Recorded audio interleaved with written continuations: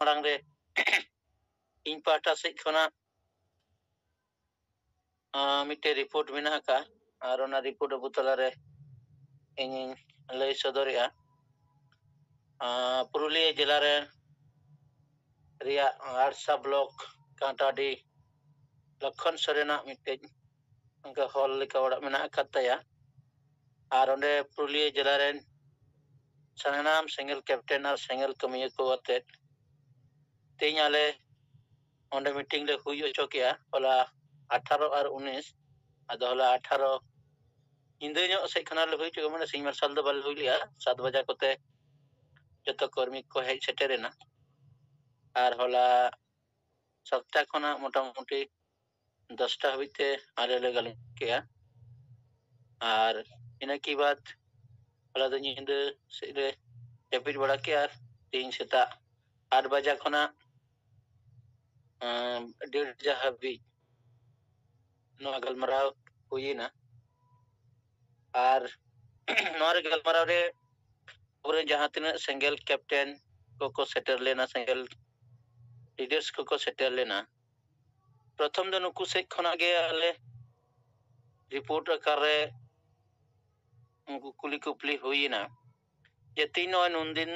धोरे वो सिंगल अभियान कमी रे जोड़ा मिना काट बोना और जहां तीन जोड़ा मिना काट बोना जतो हर गे सरखान मुरमा नीति आदर्श लीडर हिसाब ते और कमी चितारे अबुआ पतियो मिना का से बांगा जुदी कमी रिया पतियो अबु तालारे मिना आकात ताले खान तिहिन नोरिया कमी अबु चेदा चे लेकारे नो स्पीड बाबो बढ़ाव दाड़िया काना नोआ चितारे अपन अपन कथा को मा आपे दोहय तबन पे आदो ओनाले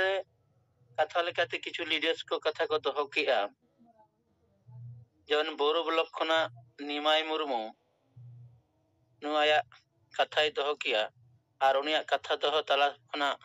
किछु कथा रकाब हेजना यादुनी मेना जब स्पीकिंग पावर रोड रिया दाड़े अब उठे नुआ थोड़ा कमजोर मेना का ओना साथे अबुआ ज्ञान उन बाबो अर्जन दाड़े का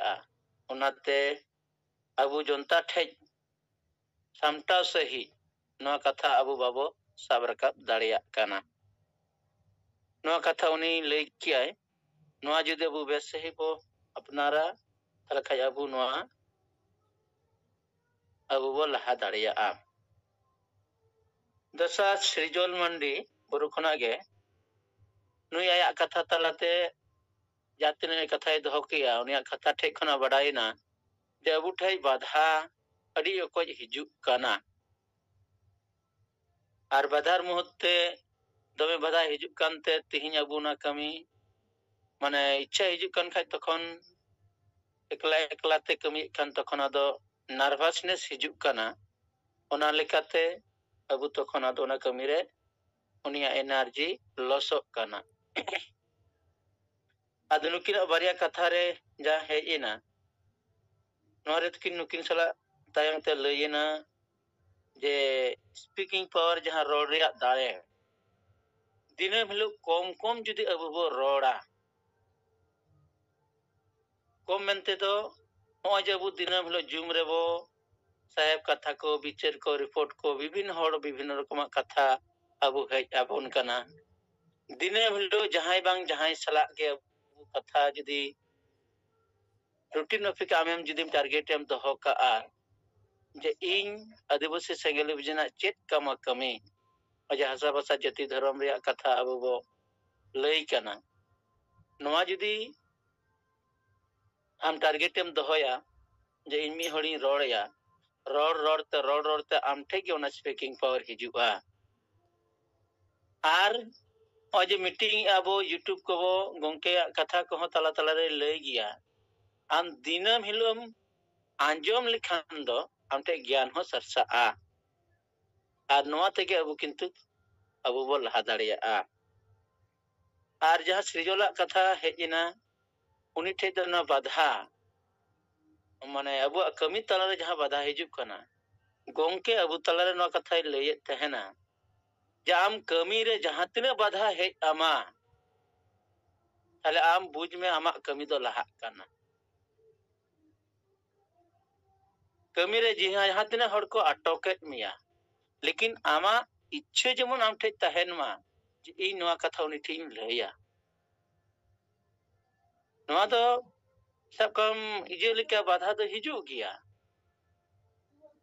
लेकिन आम ओना कमी रे लहा इदी लेन खान आम रोड रे आम कुड़ी कना जुक्ति संगत आम कथा जुदी मुनि ठे ठीक से एम रोड रकब दाड़िया ताल खान उनी पंडुइया और पंडुई किदी से आम जितकर चला आ इने तायम राजीव हंसदा नुई हो आया कथाय दोलिया जे जहां तिन अबु कमी को ब्लॉक लेवल रे जहां को नेलो कना लीडर्स को नुकु लीडर को चितारे माने भरोसा आया मेनते दो लई के जे इन भरोसा बांग बुजु कना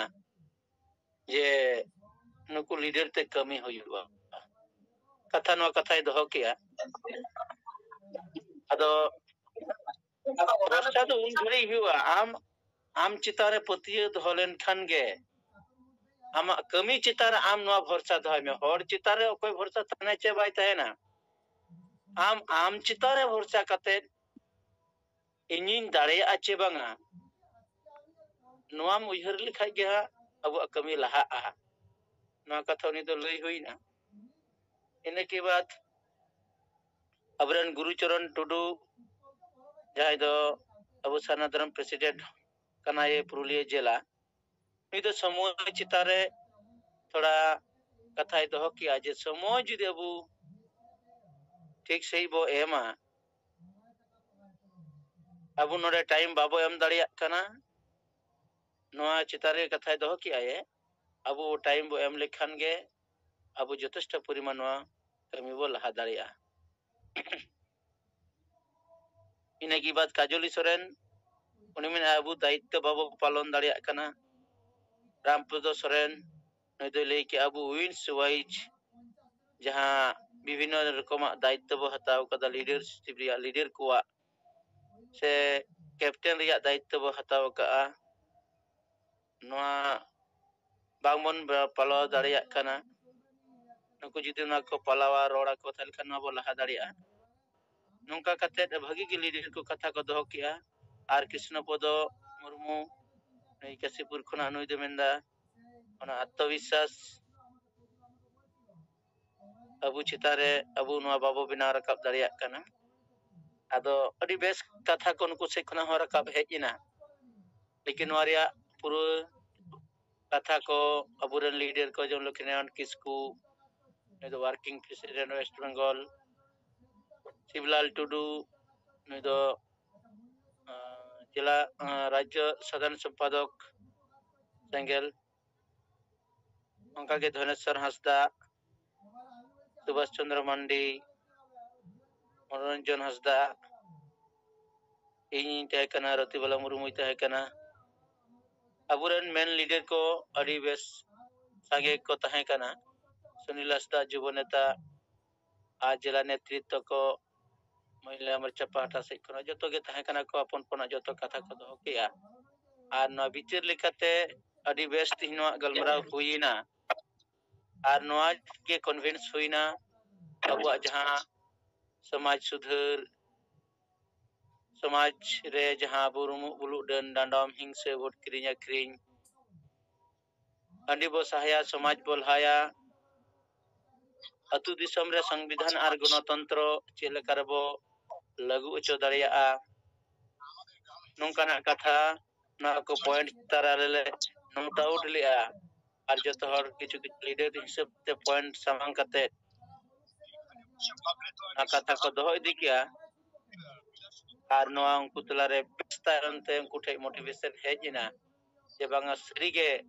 अबु नोआ कमी सक्सेसफुल बो हुया तलकान जहां तिना गे लीडर अबु मिना कोना पूरा जतो हर के व्यक्तिगत प्रथम निजी चितारे दायित्व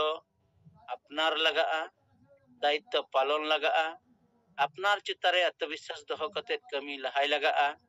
আর সময় do joto hor thege যথেষ্ট পরিমাণ সময় মেনাআন ona scheduling hisab te routine mafik judi abu সময় bo hatinya ar ona hating kated ঠিক judi abu noa bo kamiya rod galmarawa bicara apnara ho kami samta'a samaj ho samta'a ama poribaran gidir pidir hom nyal dare kowa se asuk bisuk jaha ge hu jotowa am nyal dare a Bharat বর্ষরে নিত jaha tine manwa menak kowa প্রতিষ্ঠিত wakana ko প্রত্যেকটি মানবা ঠেকগে আবু তো 24 ঘন্টা কে সময় মেনা আকা উনকু সময় রে ভ্যালু কো বাড়াই তি কাতে আকু তালারে ওনা সময় হটিং কাতে না কমির কো লাগাও কিয়া ঠিক উনকা গে আবু আদিবাসী সেঙ্গেল বিজান jaha tine সেঙ্গেল কমিয়া কো মেনা কোয়া আবু হ যদি আবু সমাজ লাগি আবু জাতি লাগি আবু ধর্ম লাগি আপনারা পরিবার লাগি না সময় যদি হটিং কাতে আবু বো কমিয়া abu hobo jitkeru'a ar aburan gongke jiwat mga salkhan muru niyege leika bona je abu ge bo bodol dareya'a ar recent jaha abu বিশ্বাস के साथ abu jitker kate dekhawat bona jada abu samaj बहिष्कार मामला रे केटे सही लड़ाई नाये जहां दो 23/12/2024 रे नोरिया result hisabte abu bo nyam kia ar ona documents paper ho abu whatsapp group re social media re pura abu te viral kana ar ona ho abu jitkere na bo ar noa jitker do ganatantra সংবিধান ar adivasi samaj jitkere na ar ona ria jitkar rally ho tehin ale na Kantadi bazar re hui ocho ki ale pura Kantadi bazar jahan tine menan pura rally akar le नोले मिचिल क्या जितकर Mitchell लाडू मिठाई ले हटिño किया या तिना हर को ले नाम के को जो तो ले हटिña को नोआ गले के जे तिहिन द आदिवासी समाज रे आलेन हर को ले कान तहना जे आले ठे द कोनो कानून संविधान बाय लगुआ आले लेकाले तड़ामा आले लेका के आलिया शासन व्यवस्था चला मेनकान तेहिन प्रमाण के आय आदिवासी रेन सुप्रीमो सेंगल अभियान rain supremo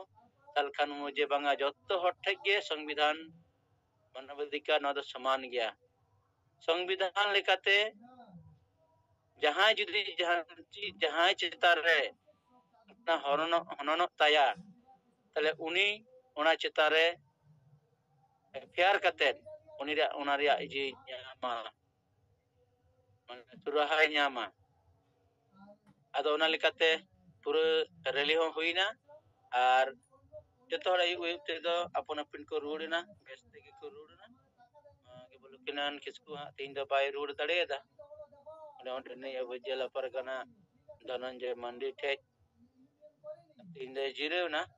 ar ga pa sitaro ne rud a nade ravi mandi hoy hej lena jado sana dharam president ado thoda uni node hej kate bes ge teh kena mungkin seta se thoda